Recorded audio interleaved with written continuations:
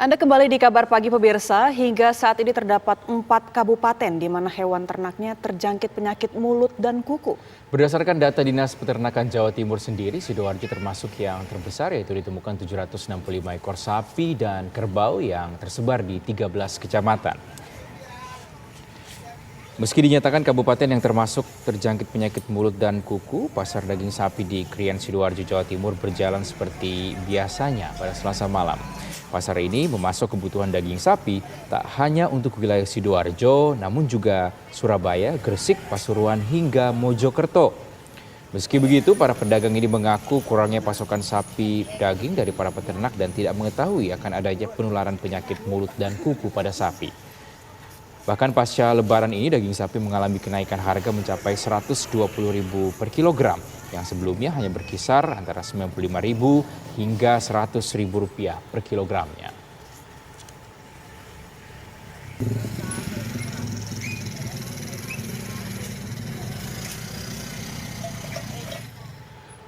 Pemirsa, jajaran kepolisian dan pemerintahan Kabupaten Mojokerto serta TNI melakukan razia di perbatasan untuk mengantisipasi penyebaran virus mulut dan kuku pada hewan ternak.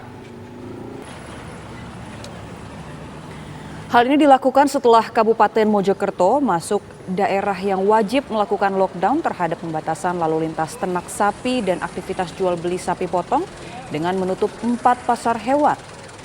Ini dikarenakan hasil dari pengecekan terhadap hewan ternak yang khususnya sapi potong dari 14.000 sapi potong di 18 kecamatan wilayah Kabupaten Mojokerto.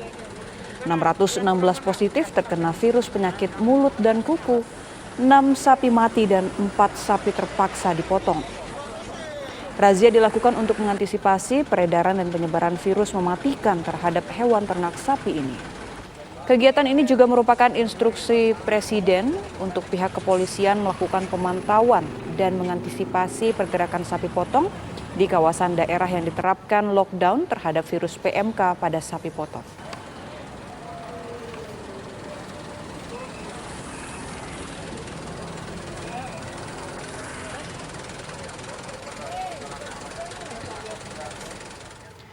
Pemerintah meminimalisir penyebaran wabah penyakit mulut dan kuku, salah satunya dengan melakukan isolasi, lockdown wilayah atau kandang, monitoring rumah potong hewan, serta memberikan obat dan vitamin pada ternak.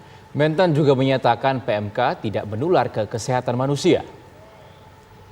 PMK ini adalah sebenarnya menjadi sesuatu yang mendadak kita semua di Indonesia, karena salah satu negara yang bebas penyakit mulut dan kuku di Asia adalah Indonesia.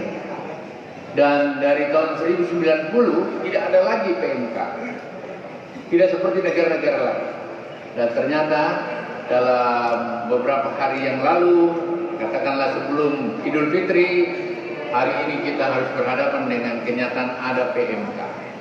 Tetapi PMK yang ada ditemukan ini adalah PMK yang insya Allah, mudah-mudahan mutasinya tidak jalan, adalah termasuk yang paling ringan. Kalau dia COVID kira-kira Omicron lah, bukan Delta atau Alpha. Kenapa? Karena jumlah yang kena atau hasil tes kita terjadi PMK itu, kematiannya sangat rendah. Yang kedua yang perlu halayak tahu adalah bahwa penyakit mulut dan kuku yang kena pada hewan yang ada tidak menular atau tidak terkontaminasi kesehatan manusia.